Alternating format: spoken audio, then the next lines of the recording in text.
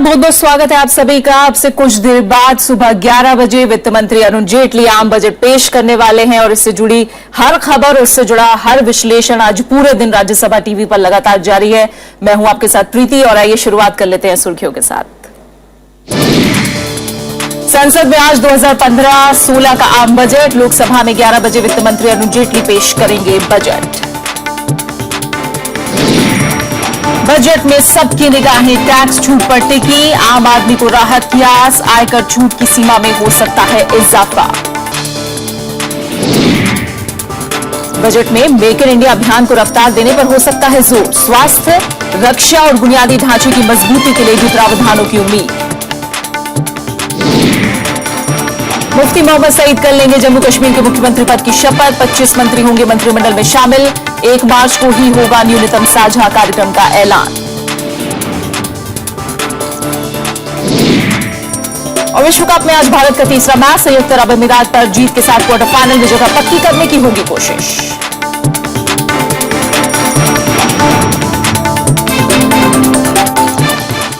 राज्य सबकी नजरें 2015-16 के आम बजट पर टिकी हैं। वित्त मंत्री अरुण जेटली लोकसभा में 11 बजे आम बजट पेश करेंगे।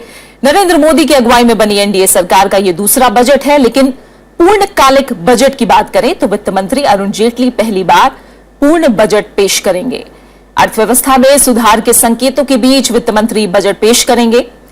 माना जा रहा है कि सरकार बजट में आम आदमी के अनुकूल उपायों की घोषणा कर सकती है। इसके अलावा वित्त मंत्री का फोकस मेक इन इंडिया अभियान को आगे बढ़ाने के लिए भी माहौल बनाने पर रहेगा। और बजट से पहले सबसे ज्यादा लोग आयकर की छूट सीमा को लेकर चर्चा कर रहे हैं। आम आदमी की उम्मीदें भी इसी मसले पर टिकी होती हैं। पिछले साल वित्त मंत्री ने आयकर छूट की सीमा में 50,000 रुपए का इजाफा किया था। इससे आयकर छूट की सीमा बढ़कर 2.5 लाख तक पहुंच गई थी। इसके अलावा बचत पर आयकर छूट की सीमा भी 50,000 रुपए बढ़ाकर 1.5 लाख रुपए कर दी गई। अभी 1.5 लाख तक निवेश करके लोगों को आयकर में छूट का लाभ पा सकते हैं और ऐसी उम्मीद जताई जा रही है कि वित्त मंत्री कर स्लैब बढ़ा सकते हैं या बचत उत्पादों में निवेश की सीमा में बढ़ोतरी कर सकते हैं। बजट में आयकर के मोर्चे पर बुजुर्गों और महिलाओं के लिए भी राहत की उम्मीद की जा रही है। अरुण जेटली के सामने राजकोषीय मजबूती के रास्ते पर आगे बढ़ने की चुनौती भी है। इसके लिए राजकोषीय घाटे का लक्ष्य जीडीपी के 3.6% पर रखने की चुनौती होगी। चालू वित्त वर्ष में यह 4.1% रहने का अनुमान है।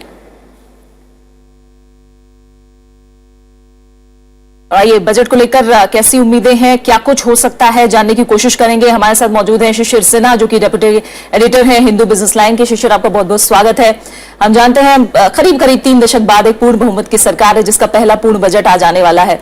उम्मीदें परवान पर हैं क्योंकि तमाम चुनावी वादों में और खासकर जो आर्थिक सर्वेक्षण आया उसमें हमने देखा बड़ी चुनौती। अगर हम राजकोषीय घाटे की बात करें, क्या आप मानते हैं कि खर्च को और आय को तर्कसंगत बनाने के लिए बड़े ऐलान क्या हो सकते हैं ताकि राजकोषीय घाटे को भी लिमिट में रखा जाए? बिल्कुल, देखिए खर्चों को कम करना सरकार के लिए बहुत जरूरी हो गया। अगर आप FRBM एक्ट को मानना चाहते हैं, जो fiscal responsibility and budget management act है, जो एनडीए की ही सरकार ने पारित किया था, अगर आप उसको मानना चाहते हैं तो आपको अपने खर्चों को कम करना होगा। अब सवाल यह कि खर्च कहां कम करेंगे। पिछली सरकारों के दौरान हमने देखा कि खर्च कम करने के मामले में एक बड़ा फोकस प्लान एक्सपेंडिचर में कमी करने का। प्लान एक्सपेंडिचर क्या है? जो आप विकास पे खर्च करते हैं, भविष्य के लिए पूंजी निर्माण पर खर्च करते हैं। हमेशा हमने देखा 70,000 75,000 करोड़ रुपए खर्च कर दिए गए। हालांकि सरकार इसको सेविंग कहती है, सरकार इसको कटौती नहीं कहती है, सेविंग कहती है। और उसके जरिए आपने फिस्कल डेफिसिट को, या आप जो सरकारी खजाने का घाटा जो, या राजकोषीय घाटा, जो भी शब्द आप इस्तेमाल कर ले, उसको आपने लक्ष्य के मुताबिक कर लिया। अब इस समय आपका टारगेट क्या है? 4.1%। इसके हिसाब से 5,31,531 लाख करोड़ आपको चाहिए। आपका अप्रैल और दिसंबर का फिगर देखिए तो ऑलरेडी 100% से ज्यादा आपका फिस्कल डेफिसिट पहुंच चुका है, यानी कि आपके पास कम गुंजाइश है। दूसरा यह है कि चूंकि जीडीपी का रिवीजन हुआ है तो एक्चुअल जो अमाउंट चाहिए उस 4.1 के लिए आपको 12,000 करोड़ रुपए का अतिरिक्त कटौती करना होगा। तो इन सारी चीजों को देखते हुए सरकार की समस्या बहुत ज्यादा है। अब उम्मीद आप रखिए कि ये 4.1 हो जाएगा। कैसे होगा इसका फॉर्मूला भी है कि आप खर्चों में कमी दिखा देंगे और उसको आप सेविंग का नाम देंगे। लेकिन इसका नुकसान यह है कि आने वाले समय में विकास की जो हम ऊंची दर की बात कर रहे हैं, जो कल इकोनॉमिक सर्वे आया जहां पे हमने कहा कि 8.1 से 8.5% और आने वाले समय में डबल डिजिट ग्रोथ की बात कर रहे हैं। इस ग्रोथ के लिए जो जमीन चाहिए उस जमीन को तैयार करने में दिक्कत होगी। तो शिशिर, आप इशारा कर रहे हैं कि सब्सिडी को लेकर बड़े कदम, बड़े ऐलान का की उम्मीद की जा सकती है? बिल्कुल बिल्कुल। देखिए, सब्सिडी के मामले में सरकार के सामने 3F जो होता है, फूड, फ्यूल और फर्टिलाइजर। आप अगर फूड को छोड़ दीजिए, क्योंकि फूड एक ऐसा है कि हाँ, जहां पर हमने नेशनल फूड सिक्योरिटी एक्ट लागू कर रखा है और कुछ राज्यों में जो है लागू किया है, कुछ राज्यों ने ज्यादा समय मांगा है, तो उम्मीद है कि 2015-16 में वो बड़े पैमाने पर लागू होगा। फूड सिक्योरिटी में और फूड सब्सिडी में आप बहुत ज्यादा चेंज की उम्मीद नहीं कर सकते हैं। जो 2F बचता है, फ्यूल और फर्टिलाइजर। फ्यूल में आपके लिए बेनिफिट ये रहा है कि अभी चूंकि कच्चे तेल के भाव कहां 120-125 पे थे, अब आपका कम होकर के 60 के करीब में आ गया है। अगर ये 70 पे भी पहुंच जाए तो भी कोई बहुत ज्यादा फर्क नहीं पड़ने वाला। दूसरा ये कि हमने पेट्रोल और डीजल डीरेगुलेट कर रखा है, कंपनियों को आजादी दी हुई है, वहां पे आपको सब्सिडी देना नहीं। सब्सिडी आपको कहां देना है? एलपीजी पे देना है। और एलपीजी पर देने के मामले में आपने डायरेक्ट बेनिफिट ट्रांसफर को अपनाया है, यानी कि जो डुप्लीकेशन होता था या जो इसका दुरुपयोग होता था या जो सही लोगों तक नहीं पहुंचने की बात होती थी, उससे आपको मुक्ति मिल जाएगी। तो फ्यूल के मामले में सब्सिडी जहां 60-65 हजार करोड़ रुपए होता था, आप उसको आप कम कर सकते हो। फर्टिलाइजर के मामले में एक परेशानी है, क्योंकि फर्टिलाइजर के मामले में यूरिया एक ऐसा चीज है जिसका उपयोग हम कम नहीं कर पाए हैं। भले हम किसानों को बार बार कहते हैं कि बहुत ज्यादा यूरिया इस्तेमाल मत करिए, लेकिन यूरिया का इस्तेमाल कम नहीं हो पा रहा है, क्योंकि यूरिया ही एकमात्र ऐसा फर्टिलाइजर है जो कि आज के समय में पूरी तरह से कंट्रोल, आप कह सकते हैं, सरकार कीमत तय करती है। अब भले उसका लागत 20,000 रुपए प्रति टन हो, लेकिन किसानों को सिर्फ 5,360 रुपए या 5,400 रुपए देने होते हैं। तो इससे इस सब्सिडी को आप कम नहीं कर सकते। तो फ्यूल में आपको थोड़ी बचत होगी, फूड में आप बहुत कुछ नहीं कर पाएंगे, फर्टिलाइजर में थोड़ा बहुत कर पाएंगे। ओवरऑल सब्सिडी का अगर हम देखें तो नंबर आपको थोड़ा कम दिखेगा। बिल्कुल जी, यानी ये देखा जाएगा कि सब्सिडी पर जितना खर्च सरकार कर रही है उतना फायदा उसे मिल नहीं रहा है, तो इसलिए सभी पहलुओं को ध्यान में रखकर वो जरूर तर्कसंगत बनेगी। इसका बड़ा ऐलान आज जरूर देखा जा सकता है। एक और बात मैं जोड़ना चाहूंगा, कल इकोनॉमिक सर्वे में एक बड़ी अच्छी बात कही गई। एक अमूमन हम लोग अर्थशास्त्रियों के भाषा में इस तरह के वाक्य नहीं देखते हैं। जब आपने कहा कि गरीबों के आंखों से आंसू पोंछने हैं, जब आप आंसू पोंछने की बात करते हैं तो इसका मतलब ये है कि आपकी कोशिश है कि जिनको जरूरत है उन्हीं को सब्सिडी मिले। और यहाँ पर उन्होंने जैम शब्द का इस्तेमाल किया। इस सरकार की एक सबसे बड़ी खासियत है कि समय समय पर नए एक्रोनिम्स लाते हैं। एक नया एक्रोनिम है जैम। जैम यानी कि जनधन, आधार और मोबाइल। जनधन की बात करें तो लगभग 12.5 करोड़ अकाउंट है। आधार नंबर की बात करें करीबन 75 करोड़ आधार नंबर है। मोबाइल कनेक्शन की बात करें तो 90 करोड़ के लगभग में मोबाइल कनेक्शन है। इन तीनों के जरिए किस तरीके से जरूरतमंदों को फायदा पहुंच सके, अगर वो आप इंश्योर कर लेंगे तो खर्चे में काफी हद तक कमी का रास्ता खुल जाए। जी शिशिर, आप बने रहिए हमारे साथ। इस समय हम कृति मिश्रा अपने संवाददाता फिक्की ऑफिस में मौजूद है, उनका हम रुख करते हैं। कृति, हम देखें तो फिक्की में पिछले कुछ दिनों से एक राय जरूर निकल कर आ रही है कि वो चाहते हैं कि जो कर प्रक्रिया है उसे सरल बनाया जाए। कारोबारी कारोबार करना चाहते हैं, लेकिन कर की जटिलताएं उन्हें परेशान करती हैं। क्या उम्मीदें लगा रहा है फिक्की इस समय बजट से? जी प्रीति, देखिए कल आए इकोनॉमिक सर्वे ने एक बहुत ही उजली तस्वीर इकोनॉमी की पेश की है।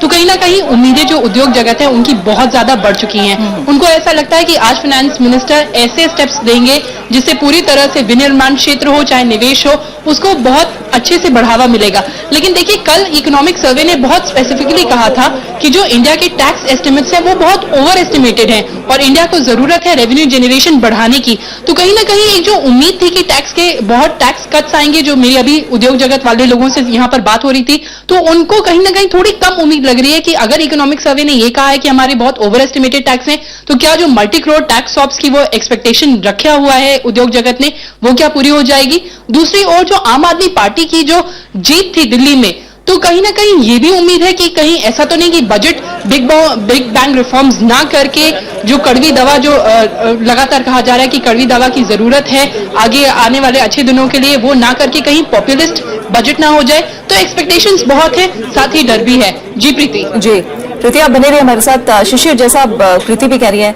लेकिन हमने रेल बजट में देखा, साफ किया गया कि ये पॉपुलिस्ट बजट नहीं है, लोक लुभावन नहीं है, बल्कि रेलवे को पटरी पे लाने वाला बजट है। क्या इसी तरह के बजट की उम्मीद आज भी आप कर रहे हैं? बिल्कुल, अगर रेल बजट से मैं कोई संकेत देखूं तो ये शायद पहला मौका, जितने समय से मैं पार्लियामेंट्री प्रोसीजर कवर कर रहा हूं, पहला मौका था जब ना तो कोई रेल गाड़ी का ऐलान किया गया, ना नए प्रोजेक्ट का ऐलान किया गया।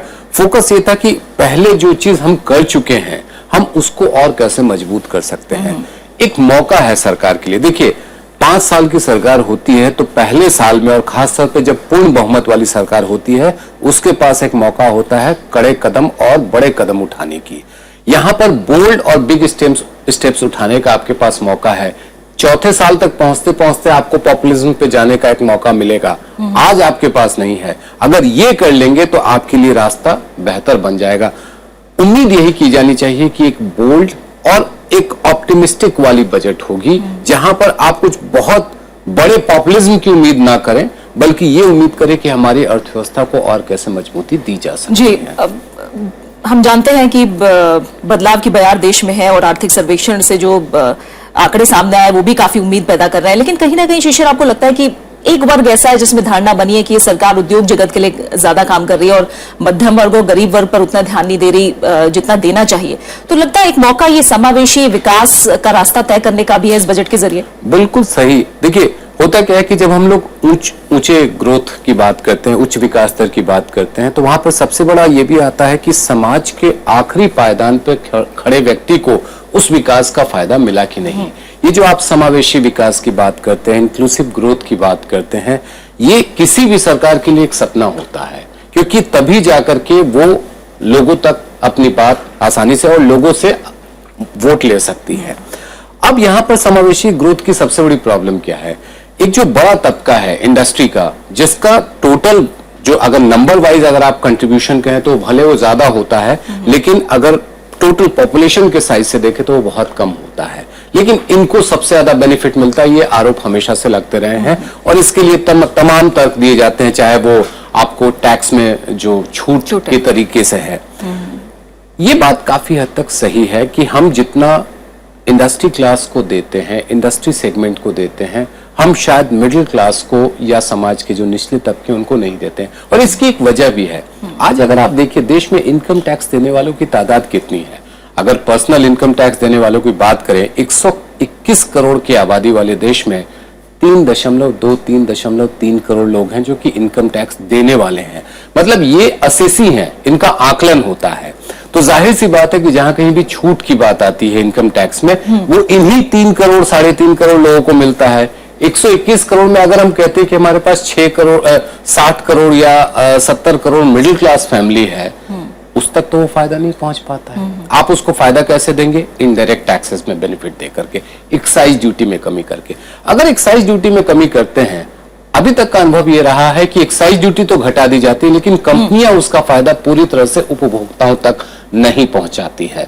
तो एंड रिजल्ट ये होता है कि कंपनियों का बैलेंस शीट भले इंप्रूव हो जाए, लेकिन आपके अपने घर का बजट जो है वो शायद बहुत बेहतर नहीं हो पाता है जी। अगर ये चीज ध्यान दिया जाए, ये इंश्योर किया जाए कि जो हम कमी कर रहे हैं इनडायरेक्ट टैक्सेस में, जो समाज के बड़े तबके को प्रभावित करता है, उसका फायदा हर किसी को मिले, तो इंक्लूसिव ग्रोथ का सपना पूरा हो सकता है। जी, यानी हर तबके तक फायदा पहुंचे इस बजट के जरिए, उसके लिए बड़े टैक्स रिफॉर्म भी सामने आ सकते हैं। के साथ साथ ये इंश्योर करना कि जो हम कमी कर रहे हैं इनडायरेक्ट टैक्सेस में, देखिए बड़े तबके के लिए जो टैक्स में छूट का है, जैसे मैंने आपसे कहा कि इनकम टैक्स का एक छोटा तबका है, लेकिन एक्साइज ड्यूटी या सर्विस टैक्स में अगर कमी की जाती है तो इसका फायदा बड़े लोगों तक पहुंच सकता है। वो इंश्योर आपको करना होगा। और आइए अब जानने की कोशिश करते हैं कि जो आईटी सेक्टर है वो बजट से किस तरह की उम्मीदें लगाए बैठा है। बेंगलोर में हमारे संवाददाता अमृतांशु राय मौजूद हैं।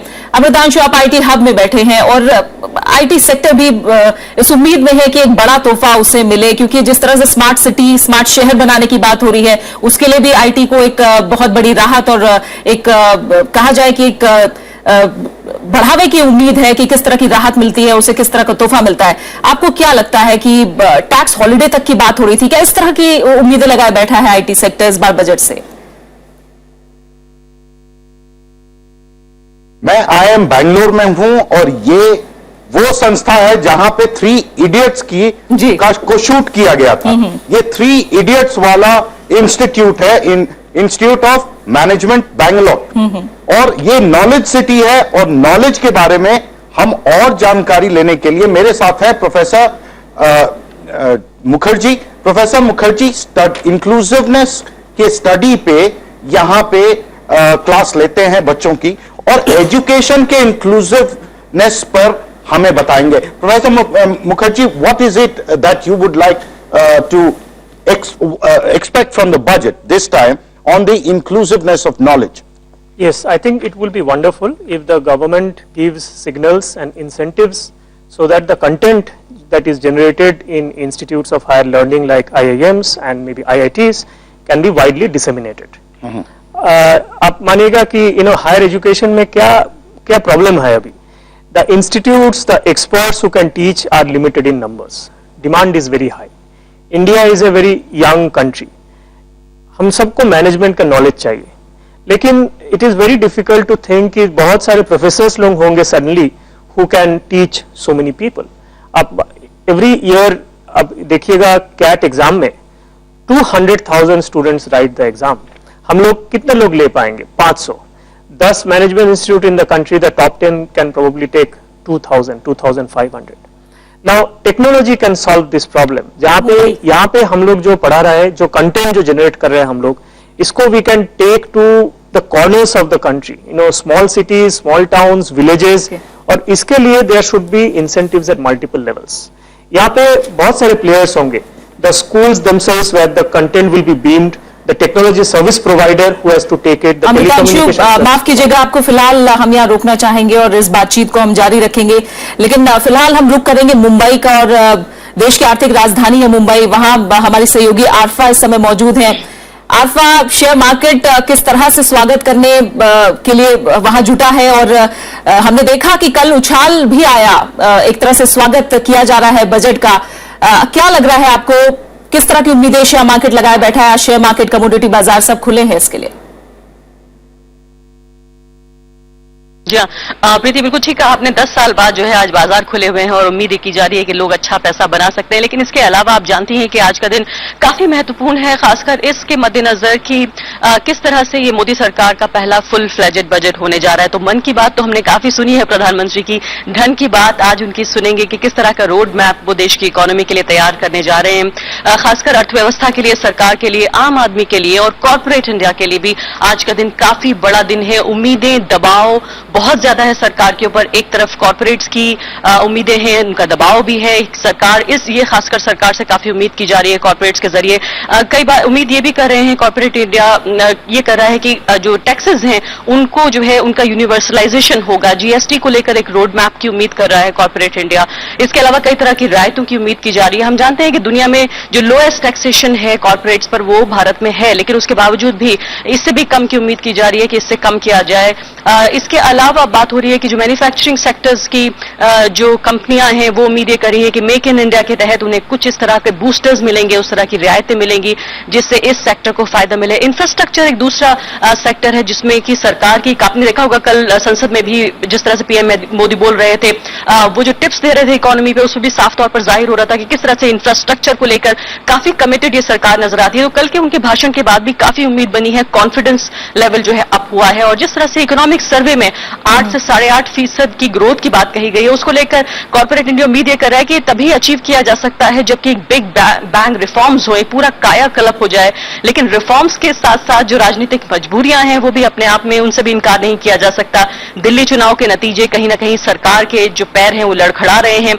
अब जो रस्सी पर चलने जैसा सरकार के लिए है कि एक तरफ वेलफेयर स्कीम्स हैं, सब्सिडीज है, सोशल सेक्टर की स्कीम्स हैं और दूसरी तरफ है कॉर्पोरेट इंडिया। इसका जो फाइन बैलेंस अगर सरकार कर पाएगी तो कामयाब कहलाएगी, वरना आप जानते हैं। तो बड़ा कदम क्या उम्मीद क्या है शेयर मार्केट की, बड़ा कदम क्या माना जाए? क्योंकि हमने देखा एसटीटी खासकर सिक्योरिटी ट्रांजैक्शन टैक्स को हटाने तक की मांग की गई और ये कहा गया इससे निवेश की बजाय सट्टेबाजी ज्यादा बढ़ती है। क्या इस तरह के बड़े कदमों की उम्मीद भी है? जी हाँ, देखिए प्रीति, हर वो कदम उठाया जाएगा जिससे जो इन्वेस्टमेंट है उसका माहौल बेहतर किया जा सके, उससे विश्वास पैदा हो सके, ग्रोथ को जो है वो एक नए गियर में जो है थर्ड गियर में जो है ग्रोथ पहुंच सके, जिससे कि तेजी से जो है विकास हो। आप जानती हैं पूरा विकास के प्लैंक पे ये सरकार आई है। आम आदमी की उम्मीदें, जिस तरह का कैंपेनिंग हुई है, पॉलिटिकल कैंपेनिंग चुनाव से पहले, आसमान छू रही है उम्मीदें। तो एक तरफ आम आदमी है जो उम्मीद ये कर रहा है कि उसको टैक्सेशन का जो दायरा है उसका वो बढ़ा दिया जाएगा। बहुत सारे लोग उम्मीद ये कर रहे हैं कि वो टैक्सेशन के दायरे से बाहर चले जाएंगे, यानी कि वो लोग जिनकी आमदनी कम है वो लोग टैक्सेशन के दायरे से बाहर जाना चाहते हैं। लेकिन दूसरी तरफ जो है वो पूरा का पूरा रूरल इंडिया है, पूरा ग्रामीण भारत है, जिसके ऊपर कहीं ना कहीं तलवार लटकी हुई है। सब्सिडी जो है उसमें लगातार कट करने की बात हो रही है, सोशल सेक्टर की स्कीमों में कट करने की बात हो रही है कि कॉर्पोरेट इंडिया ये चाहता है कि सोशल सेक्टर पर कम खर्च हो, सरकार का जो अपना डेफिसिट है, फिस्कल डेफिसिट, वो कम होगा तो कॉर्पोरेट इंडिया को फायदा होगा। लेकिन सरकार के लिए फाइन बैलेंस ही महत्वपूर्ण होने जा रहा है। कई तरह की, और खासकर एक और महत्वपूर्न बात जो यूथ की बात है, आप जानते हैं कि पीएम मोदी के खासकर जो यंग इंडिया है उसमें काफी समर्थन है, स्पेशली अगर देखें खासतौर से जो अर्बन इंडिया है, जो शहरी युवा है हमारा, तो जो जिस तरह की एम्प्लॉयमेंट रिवोल्यूशन की बात है, जिस तरह की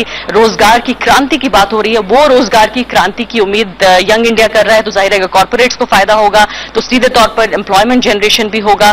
तो ये इस तरह की कुछ उम्मीदें बांध रहा है कॉर्पोरेट इंडिया, यंग जो भारत का यूथ जनरेशन है, युवा वर्ग है, रूरल इंडिया है, और हर वर्ग कुछ न कुछ उम्मीद लगाए बैठा है आरफा, और शेयर मार्केट भी इसी उम्मीद में आज खुला है कि बजट के पिटारे से किस तरह के कदम उसके लिए सामने आते हैं। बहुत बहुत शुक्रिया आरफा हमारे साथ जुड़ने के लिए आपका। शिशिर, जहां भी बात करें हर तरफ सब चाहते हैं टैक्स रिफॉर्म हो, टैक्स कम किए जाए, लेकिन आमदनी फिर सरकार अपनी कैसे बढ़ाएगी योजनाओं को पूरा करने के लिए? मेक इन इंडिया के जरिए उद्योग जगत भी कोशिश कर रहा है कि उसके लिए बड़े कदम हो और मेक इन इंडिया का एक बड़ा स्वरूप सामने आए, क्लैरिटी हो इसको लेकर। तो आप मानते हैं इसे लेकर आज बजट में बहुत कुछ सामने आ सकता है? बिल्कुल। देखिए, अगर आप याद कीजिए तो प्रधानमंत्री एक जो एक्रोनिम है बार बार यूज करते हैं, 3D, डेमोग्राफिक डिविडेंड, डेमोक्रेसी और डिमांड। देखिए, जहां तक डेमोक्रेसी की बात है, लोकतंत्र की बात है, वो मजबूत बना हुआ है। बजट उस पे क्या असर डालेगा उसको छोड़ दीजिए। जो दो पहलू हैं दूसरे, एक डेमोग्राफिक डिविडेंड, यानी कि जो हमारी 65% आबादी जो कि 35 वर्ष से कम की है, उनके लिए क्या हम रोजगार के मौके दे सकते हैं कि नहीं। और तीसरा जो कि डिमांड का मतलब है कि बाजार में मांग ज्यादा बने, ज्यादा सस्ता सामान हो, ज्यादा से ज्यादा लोग खरीदें। अब देखिए, जहां तक नौकरियों की बात है वो तभी संभव है जब मैन्युफैक्चरिंग का ग्रोथ हो। हमारे देश के पूरे जीडीपी की बात करें तो लगभग 50% से ज्यादा सर्विसेज सेक्टर की है, और जो मैन्युफैक्चरिंग का जो शेयर है वो मुश्किल से 13 या 14%, माफ कीजिएगा 17% पे है, और बाकी एग्रीकल्चर पे है। तो ये जो मैन्युफैक्चरिंग का जो शेयर है इसको हम कैसे बढ़ाएं, क्योंकि मैन्युफैक्चरिंग का विकास होगा तो नए रोजगार के मौके बनेंगे और यहां पर मेक इन इंडिया काम देगा। देखिए, मेक इन इंडिया का सबसे बड़ा प्रॉब्लम, जो सबसे बड़ा एरिया है वो ये है जिसको हम लोग कहते हैं इन्वर्टेड ड्यूटी स्ट्रक्चर। यानी कि अगर कोई भी कंपनी अगर ये देखेगी कि आयात करना मेरे लिए सस्ता है तैयार माल का, तो वो कच्चा माल नहीं मंगवाएगी। हमारे देश में कई ऐसे इंडस्ट्री है जहां पर कच्चा माल जो है वो महंगा आयात होता है, जबकि तैयार माल जो है वो कम ड्यूटी पे उपलब्ध होता है। इसको हम लोग कहते हैं इन्वर्टेड ड्यूटी स्ट्रक्चर। पिछले बजट में 6 सेक्टर के लिए चेंज किया गया था, जिसमें टेक्सटाइल भी शामिल था। इस बार हम उम्मीद करें कि इसमें बड़े पैमाने पर चेंज किया जाएगा, जिससे कि डोमेस्टिक मैन्युफैक्चरिंग को बढ़ावा मिले, ज्यादा से ज्यादा एंटरप्रेन्योर आए। मेक इन इंडिया का दूसरा पार्ट है कि एंटरप्रेन्योर जो स्किल है उसको आप कैसे बढ़ावा देते हैं, जो नए एंटरप्रेन्योर हैं उसको आप कैसे बढ़ावा देते हैं। पिछले बजट में 10,000 करोड़ रुपए के फंड की बात की गई थी, वो फंड अभी तक ऑपरेशनलाइज नहीं हो पाया है। अगर वो ऑपरेशनलाइज हो जाता है और उसके साथ साथ उसका दायरा और बढ़ा दिया जाए तो नए एंटरप्रेन्योर आ सकते हैं। तीसरा जो है स्किल इंडिया की बात है। एंटरप्रेन्योर तो आ गए, कंपनी तो लग गई, लेकिन कंपनी में काम करने के लिए जो दक्ष लोग चाहिए वो कहां से आएंगे? वो स्किल इंडिया के जरिए होगा। तो मेक इन इंडिया और स्किल इंडिया दोनों का जब कॉम्बिनेशन होगा तो ये जो 2 डी हैं उसमें से एक डी पूरा होगा, यानी कि डेमोग्राफिक डिविडेंड की उम्मीद पूरी होगी। और जब सामान बड़े पैमाने पर तैयार होगा, वॉल्यूम का बनेगा, तो उसके दाम कम होंगे, तो जो डिमांड है उसको बूस्ट मिलेगा। आइए जानते हैं कि इसी तरह की उम्मीदें क्या उद्योग जगत पे लगाए हैं, क्या ये कदम उठाए जाएंगे, ऐसी उम्मीद की जा रही है, ऐसी आशा है। CII में मौजूद हैं हमारे संवाददाता राजकमल। राजकमल, आपको क्या लग रहा है, उद्योग जगत की उम्मीदें कितनी परवान चढ़ी हुई हैं, और खासकर जैसे हम मेक इन इंडिया की बात करते हैं उसे लेकर किस तरह की सोच है, और सब्सिडी को लेकर भी क्या कड़े कदमों की उम्मीद की जा रही है, संभावना दिखाई दे रही है उद्योग जगत को? प्रीति, कल के आर्थिक सर्वेक्षण जो संसद में पेश किए गए थे उसके बाद उद्योग जगत में एक तरह से एक उम्मीद है कि इस बार फाइनेंस मिनिस्टर अरुण जेटली 10% की वृद्धि, जो डबल डिजिट ग्रोथ जो नरेंद्र मोदी और वित्त मंत्री जी जो अपने भाषणों में पिछले 7-8 महीनों में बता रहे थे, उनका एक सिग्नलिंग इस बजट में मिल जाएगा। आप मेक इन इंडिया के जिक्र कर रहे थे, अभी स्टूडियो में गेस्ट भी मेक इन इंडिया के बारे में बता रहे थे। पिछली बार जब बजट प्रस्तुत हुई थी उस समय मेक इन इंडिया प्रोग्राम नहीं थी। जितने भी उसमें मिनिस्ट्रीज है, मेक इन इंडिया में लगभग 20 से 25 मिनिस्ट्रीज है, जिनके अंदर इन्वेस्टमेंट भी बढ़ाना इस सरकार के लिए बहुत बड़ी चुनौती है, और जिसके साथ रोजगार बढ़ाना भी उसके लिए बहुत बड़ी चुनौती है। जिस तरह से 8 से 8.5 की जो वृद्धि दिखाई गई, बताई गई, उसके साथ साथ जो जॉब जनरेशन होना चाहिए, जो रोजगार मुहैया कराना है, वो भी सरकार की बहुत बड़ी जिम्मेदारी होगी। उसके संकेत हमें इस बजट में मिलेंगे। और इंडस्ट्री की मानना यह है कि जो ईज ऑफ डूइंग बिजनेस जिस तरह से कहा जा रहा था पिछले 7-8 महीने में, उनका एक तरह से उनको एक संकेत दिया जाएगा। अगर आप मेक इन इंडिया की जिक्र कर रहे थे, इसीलिए मैं एक याद दिलाना चाहता हूं। जिस दिन मेक इन इंडिया का पहला वर्कशॉप हुआ था, उस दिन वित्त मंत्री के भाषण में पहली लाइन उन्होंने ये कहा कि एंट्री पॉइंट्स को हमें फिक्स करना पड़ेगा। वित्त मंत्री ने कहा कि जहां पे आपके टैक्स रेजिम स्ट्रक्चर्ड नहीं है, इंडस्ट्री फ्रेंडली नहीं है, वहां आप भारत में निवेश करना और भारत में निवेश करके रोजगार मुहैया करने की जो जिम्मेदारी इंडस्ट्री से जो सरकार मांग रही है, वो जब तक टैक्स हॉलिडे, टैक्स एग्जम्पशंस नहीं देंगे तब तक वित्त मंत्री को लगता है कि वो नहीं कर पाएंगे। इंडस्ट्री की भी यही मानना है। बहुत ज्यादा संगठन है इंडस्ट्री के, सिर्फ CII नहीं है, बहुत सारे संगठन है जो वित्त मंत्री की प्री बजट कंसल्टेशंस में मिले थे, और जिस तरह टैक्स रेजिम में जो बदलाव लाना चाहिए था उसके बारे में कहा गया। आज तो अभी तक सुबह तो होपफुल है इंडस्ट्री। जी, तो तमाम वादे इसे लेकर किए भी गए हैं कि नियमों को सरल बनाया जाएगा, ज्यादा से ज्यादा सिंगल विंडो सिस्टम करने की कोशिश की जाएगी, टैक्स रिफॉर्म किए जाएंगे, ज्यादा से ज्यादा निवेश बढ़ाया जाएगा। अब ये सब बातें कितना नजर आती हैं बजट में, इस पर सबकी नजर रहेगी। राजकमल, बहुत बहुत शुक्रिया आपका हमारे साथ जुड़ने के लिए, और शिशिर फिलहाल आपका भी बहुत बहुत शुक्रिया इस तमाम बातचीत के लिए। और तमाम विशेषज्ञ, तमाम लोग यही मान रहे हैं कि आम बजट से बड़े आर्थिक सुधार निकल कर आएंगे, ऐसी उम्मीद की जा रही है, और हर वर्ग को इससे अपने लिए कुछ ना कुछ राहत की उम्मीद, बेहतरी की उम्मीद नजर आ रही है। और आज दिन भर इससे जुड़ी कवरेज और तमाम विश्लेषण राज्यसभा टीवी पर लगातार जारी है। फिलहाल मेरे साथ इतना ही। नमस्कार।